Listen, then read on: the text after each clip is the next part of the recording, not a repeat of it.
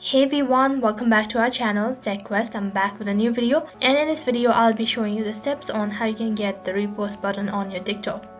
So I'm going to be showing you the steps on how you can do it. Make sure to watch this video till the end and follow the instruction as guided. So then let's get started. As you open up your TikTok application, and after that if you tap on the three dot icon just next to the feed, and after that you'll be able to see an option as repost in the bottom left corner. In case if you don't have the repost option, then what you can do is, first thing, you need to update your TikTok application. So for that, head towards the App Store. After that, on the search box you need to type in TikTok. After that, click on TikTok, and on the other interface you need to click on the update button. After updating your application, you might be able to get the repost button on TikTok. In case if updating does not help, what you can do is you can simply report the issue to the customer service. In order to report an issue, you need to head towards your profile page. After that, tap on the try bar icon. Once you tap on it, you need to click on settings, and after that you'll be directed to the settings and privacy page. Once you're on that page, you need to tap on contact, and the next interface you'll be directed to the help center, and after that on the search box you need to type in the request, and after that you need to send an email to the customer service stating that the repost button is not available,